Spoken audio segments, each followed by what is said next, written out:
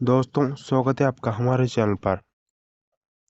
माँ, अब आपका इस तरह से अकेले रहना ठीक नहीं है। हम दोनों तो शहर में रहते हैं और अब पिताजी भी नहीं रहे, तो आप हमारे साथ शहर में चलिए। ताकि आप हमारे साथ रहेंगी तो हम आप दोनों भी बेफिक्र रहेंगे और अपना काम कर पाएंगे। बड़े बेटे आनंद ने अपनी माँ से कहा, हाँ माँ, भैया ठीक कह रहे हैं। हम लोग अपनी नौकरी में व्यस्त रहते हैं तो बार बार गांव में नहीं आ पाएंगे। आप साथ में रहोगी तो अपना काम कर पाएंगे, वरना इतनी दूर आना संभव नहीं है। छोटे बेटे सचिन ने भी हामी भरी। अजोदी देवी ढाल सी दोनों बेटों की बात सुन रही थी, पर उनकी बुद्धि काम नहीं कर रही थी। अभी 15 दिन पहले ही पति का निधन हुआ था और अब तक वो इस सदमे से उबर नहीं पाई थी। 40 साल का हर पल साथ था, कभी सोचा नहीं था कि इस तरह से बिछड़ जाएंगे। बाबू साहब बड़े ही सरल स्वभाव के थे, किसी की भी बात जल्दी से मान लेते थे, सभी की भी बात जल्दी से मान लेते थे, दूसरों के दुख को समझते थे, सभी की मदद किया करते थे। उनकी प्रशंसा चारों ओर होती थी। घर परिवार रिश्तेदार बाबू सबके प्रिय थे। परिवार में उन्होंने जो बोल दिया वही सर आंखों पर था। दोनों बेटे भी अपने पिता का पूरा सम्मान करते थे। वो अपना खेत संभालते थे और उसी की फसल को बेचकर दोनों बेटों को पढ़ाया और उनकी शादी की। जब भी दोनों बेटे शहर से आते थे, उनको भरपूर प्यार मिलता था। जोधी जी उनके आने का नाम सुनकर उनकी पसंद के पकवान बनाने में लग जाती थी। बड़े प्रेम से बनाती और खिलाती थी। बेटों की आने की खुशी में वो सब भूल जाती थी, अपनी घुटनों का दर्द और आंखें का धुंधलापन। बाबू की खेती बाड़ी का अच्छा काम था। 2-3 खेत थे और अब वो बेटे बेटे काम कराते थे। उम्र के साथ अब उनसे ज़्यादा काम नहीं होता था, तो उन्होंने खेत पर काम करने के लिए कुछ लोग रख लिए थे। जीवन अपनी गति से चल रहा था। दोनों बेटे और बहू उन्हें शहर बुलाते थे, पर उनका मन तो अपने गांव में ही रमता था। यहाँ के रहन सहन खान पान के वो आदी हो गए थे। अच्छे भले दिन निकल रहे थे। एक रात बाबू छत पर टहल रहे थे। अचानक पैर फिसला और सिर के बल आ गिरे और वहीं प्राण निकल गए। सारा परिवार उन्हें संभालने आ गया। अजोदी जी का रो रो कर बुरा हाल था। दोनों बहुओं ने संभाला और दोनों बेटों ने सारे क्रियाकर्म कर दिए। अब बच्चों की भी पढ़ाई है और हमारा ऑफिस भी। इसी वजह से दोनों जाने की जल्दी मचा रहे थे। अजोदी जी घर और गांव छोड़कर जाना नहीं चाहते थे और बेटे यहाँ रुक नहीं सकते थे। वो बेटों से बोली, तुम लोग चले जाओ, मैं रह लूँगी। फिर यह घर और खेत भी तो हैं, इनको ऐसे कैसे छोड़कर आ जाऊं?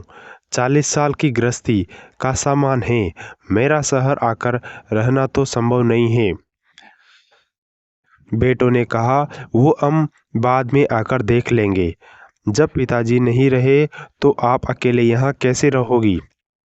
सचिन ने भी हामी भरी। वो तो कुछ समय के लिए गांव छोड़कर शहर जाने को राजी हो गई।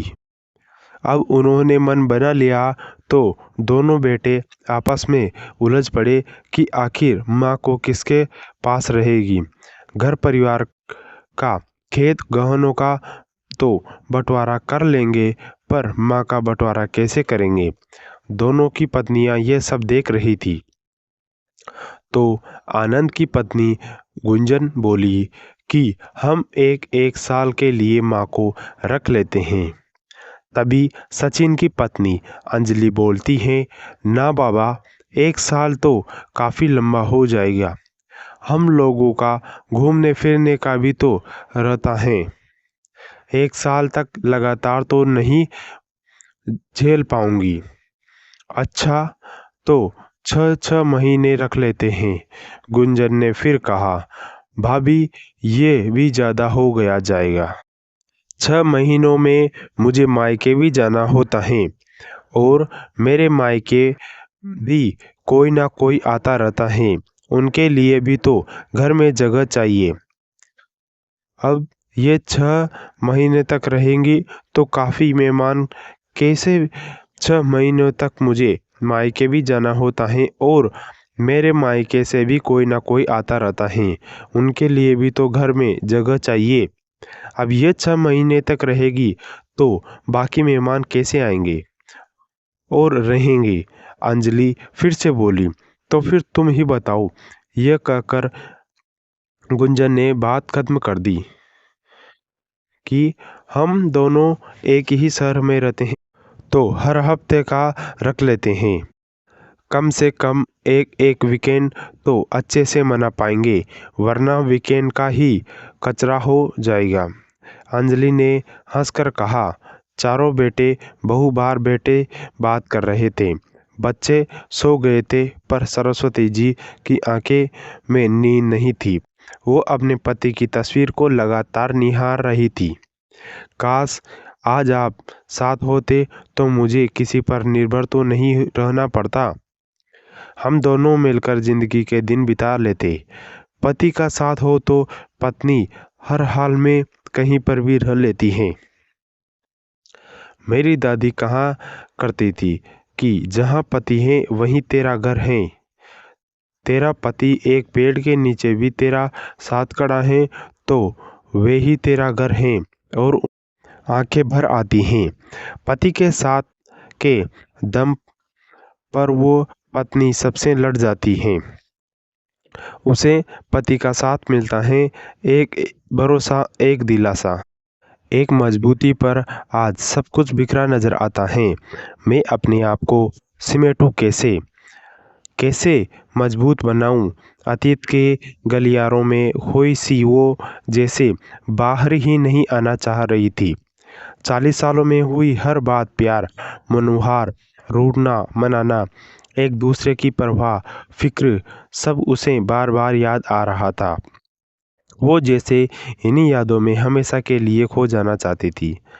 तभी दरवाजे पर कुंडी बजती है।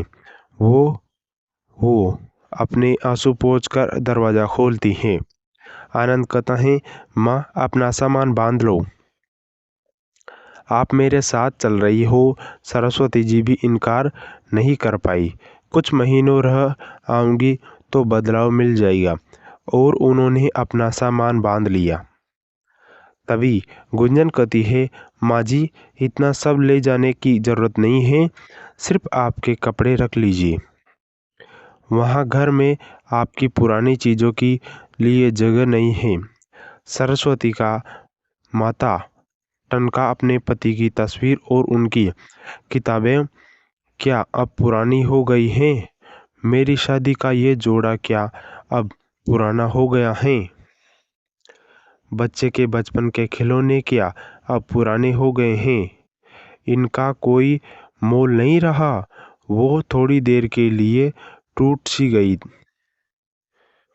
फिर से जुड़ गई और सब सामान रख के अपने कपड़े और कुछ पूजा का सामान रख लिया।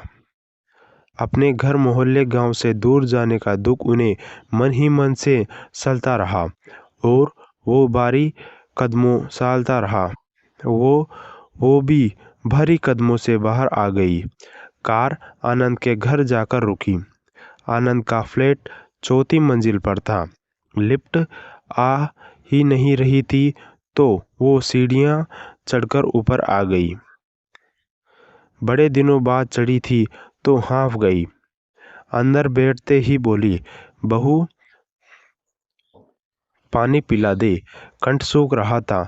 तभी आनंद बोलता है, माँ वो भी तो सफ़र करके आई हैं, थक गई हैं।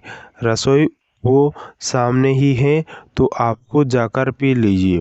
वो उठी और रसोई में मटकी ढूंढती रही, पर उन्हें मटकी नहीं मिली।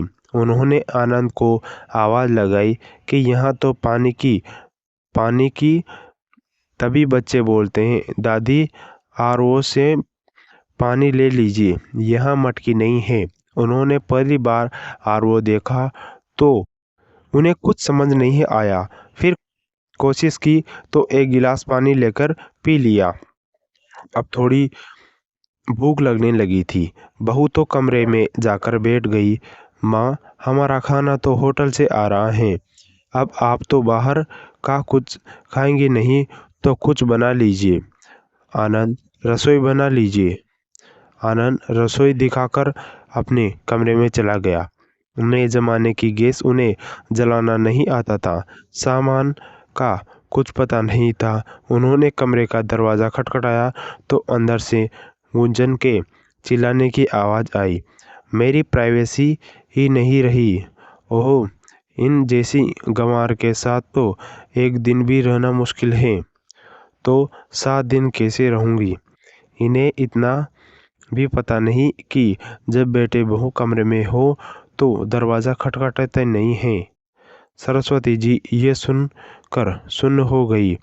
अपने थैले में थोड़े चने रखे थे, वो ही निकालकर खा लिए और बाहर ही कमरे में लेट गई। थोड़ी देर बाहर दरवाजे की घंटी बजती है। होटल से खाना आ जाता है। आनंद खाना और बच्चों को लेकर कमरे में चला जाता है और सरस्वती जी बाहर ही लेटी रहती हैं। शाम को कमरा खुलता है। आनंद, मैं कहाँ पर अपना सामान रखूं? आप इधर स्टोर रूम में रख दीजिए। वो टीवी देखने लगता है। गुंजन, दिन भर थकान उतारने के बाद रात को मैं जाती हूँ। बहू, मैं कुछ मदद करवा दूँ? वो थोड़ी मदद करवाती है। रात का खाना खाकर सो जाती हैं। तभी तो आए 1 दिन भी नहीं हुआ और बहू बेटे को वो भारी लगने लगी थी। किसी तरह से 5-6 दिन निकले थे कि सोमवार की सुबह आनंद ऑफिस के लिए तैयार होता है और बोलता है, माँ सामान पैक कर लो, मैं आपको मेट्रो स्टेशन छोड़ आता हूँ। सरस्वती जी हैरान रह जाती हैं। अभी तो आए 1 हफ्ता ही हुआ है माँ। मैंने और सचिन ने ये बंटवारा किया है कि आप 1 हफ्ते मेरे घर रहेंगी और 1 हफ्ते सचिन के घर। यह सुनकर वो कुछ नहीं बोलती हैं। आनंद उन्हें मेट्रो में बैठा आता है और वहाँ उन्हें सचिन लेने आ जाता है। बड़े बेटे बहू के घर रहने के बाद वो उत्साहित होकर छोटे के घर पहुँचती हैं तो घर पर कोई नहीं मिलता है। माँ, बच्चे स्कूल गए हैं, अंजलि किटी में गई हैं। दोपहर को बच्चों को स्कूल से लेते हुए ही आएगी। मैं वापस जा रहा हूँ, रसोई में कुछ रखा होगा, लेकर खा लीजिएगा। यह कहकर सचिन चला गया। वो रसोई में गया। कैसरोल में 2 रात की रोटी अचार रखा था। ओह, बहू ने मेरे आने की खुशी में ये खाना बनाया है और मैं जब भी ये लोग घर आते हैं पकवानों के ढेर लगा देती थी। अंजलि दोपहर तक आई हैं। वो अपने और बच्चों के साथ व्यस्त रहती हैं। खाना दे देती थी पर ज़्यादा बात नहीं करती थी। सरस्वती दी अकेले रह कर परेशान हो गई। एक कमरे में उनकी ज़िंदगी कट रही थी। ना बेटे बहू के पास में था, ना ही पोते पोती के पास। सबकी अपनी दुनिया थी। 1 सप्ताह हो गया था तो उन्होंने आनंद को ही सचिन के घर बुला लिया और कहा दिया कि मुझे तो गांव छोड़कर आ जाएं, मेरा तो यहाँ मन नहीं लगता। मैं अपने घर और खेत खलिहान के साथ ही समय बिता लूँगी। लेकिन माँ, अब घर और खेत तो हमने बेचने के लिए बोल दिया है। जो भी पैसे आएंगे हम दोनों भाई बंटवारा कर लेंगे। अभी दोनों के घर छोटे हैं तो बच्चों के हिसाब से बड़े फ्लैट लेने हैं। तो पैसे भी तो चाहिए। पैसे तो चाहिए। अब आपको करना भी क्या है, एक हफ्ता हमारे साथ रहिए और दिन बिताइए। सचिन ने कहा। नहीं, वो मेरा घर है, वो मेरा खेत है, मैं उन्हें दूंगी और वो सब मेरा है। मैं अब वहीं जाकर रहूंगी। तुम दोनों के घर मेरे रहकर देख लिया है। मैं एक हफ्ता से ज़्यादा यहाँ नहीं रुक सकती। तुमने माँ का अनोखा बंटवारा किया है और अब घर खेत का बंटवारा नहीं करने दूंगी। माँ का स्वागत ऐसे किया जाता है।